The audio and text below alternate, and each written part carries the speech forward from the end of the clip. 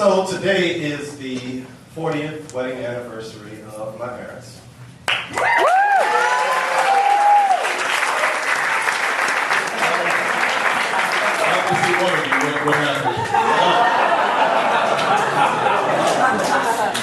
Mama's baby. 40 years long. I'll be 35 in May. I'm their oldest child.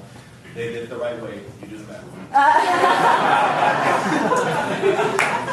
So sadly, today is also a less fortunate anniversary of sorts. 1 month ago today, my dear friend Mark Lundberg passed away. Me and Mark, we knew each other dating back to high school, but we weren't very close back then. But post-Katrina, New Orleans is the kind of era and space that will make anyone give something a try, right? So we developed a very strong friendship, me, Mark, and Io and Alphonse, post-Katrina, which was really cool. You know, we started doing our Voltron thing because we were all like kind of artsy in our own ways, right? So we decided we were going to join forces and give the fast-paced world of spoken word poetry a try, right? So we decided we were going to start our own open mic because the only thing better than actually having talent is exploiting the talents of others for money. So me and James were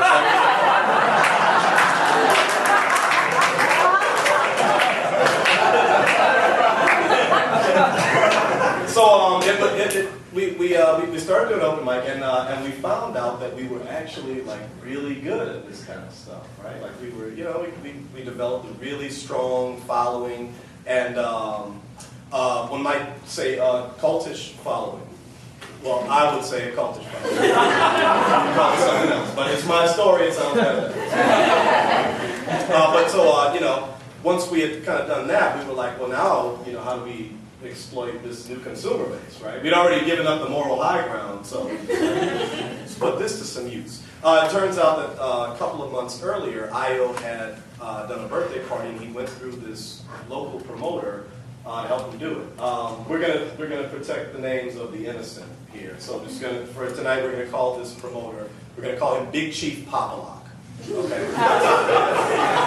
Why? Because it sounds like the love child of a Mardi Gras Indian and a balanced music dance. So Big Chief he's pretty popular pre-Katrina, right? But he had since kind of fallen on hard times, I guess. A lot of people didn't come back after the storm, or some of his clientele just got too old to go to the club, or they went to jail. I'm not judging. I don't know what happened. Either way, he wasn't able to get people in the club like he used to. And then the party that Io did was like the most poppin' night the club had ever had while he was promoting. So he had been trying to get Io to come help him promote for like several months, which, Io was kind of reluctant. But then all of a sudden this became a very inviting proposition once we realized how much money there was to be made off of entertaining people. Right? So we got into it. The first night was awesome. We packed the house. Okay, by we I mean me and my friends. Big Chief did not put a soul in there. Okay, but we weren't sweating it, whatever, because we were happy to be there. Right? It's nice to actually be getting money from the club instead of paying to go in for a change. So we rolled with it, and it was a good time. So at the end of the night, Mark goes up to the owners. Mark handled the money. He's the white guy. This makes sense. I know I called him Creole earlier. Just trust me. So Mark goes up to get the money at the end of the night. The owners give him half to split between us, which is our group of friends, me, Mark, Io, Alphonse, Johnny, and Eric Level. Hello. Right? And then he gives the other half to Big Chief to split between his wants and his needs. That's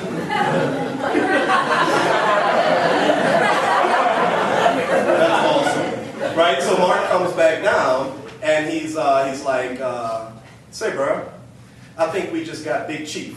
Right? We just kind of brush it off. We're like, I guess that's how you get to be Big Chief in the first place, right? Exploiting the talents of others for money. We can't cast stones, okay?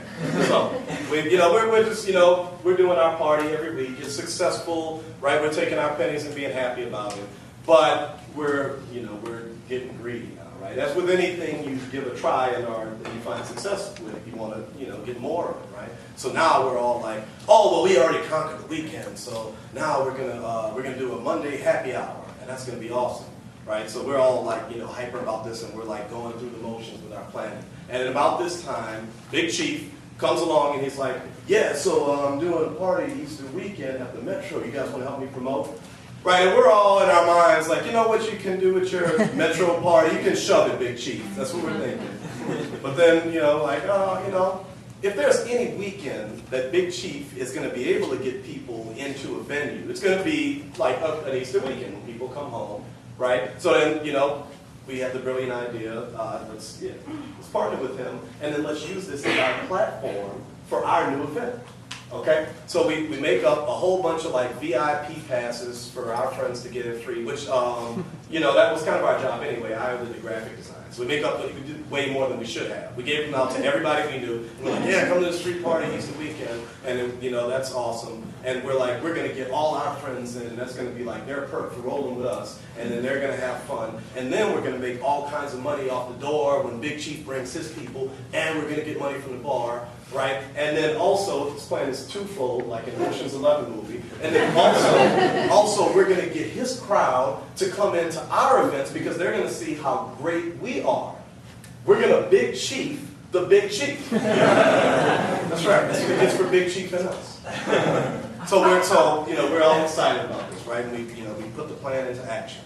And then the night of the party, we look around and it's only the people that we invited, just like every other time we promoted a club event with this guy. I'm like, man, what is going on? Like, how am I here falling? Still can't get a soul in here. Right? Well, it's like, whatever, we're going to be awesome anyway, we're going to do our event, and then who cares? So, end of the night, Mark goes upstairs, as always, to collect the money, which, we knew it wouldn't be a lot, because we only got like a percentage of the bar, and nobody came in and paid. We got to let everybody free. But then, two things we didn't know. One was that Big Chief had tried to secure the Metro way in advance of Easter, and then after successfully doing it, also secured the Republic, except that the Metro wouldn't let him out of his engagement with them, and so then he used us to promote his party at the Metro, meanwhile promoting his own party with all of his old clientele at the Republic, the party we weren't invited to. Right? And two, this contract that he couldn't get out of also involved a bar guarantee, which for the simple people in the crowd means that if the club didn't make enough money that night at the bar, then the club promoters were going to have to come out of pocket. So then Creole Mark comes back down after talking to the owners, and he's like, say, bro, I think we just got reverse Big Chief.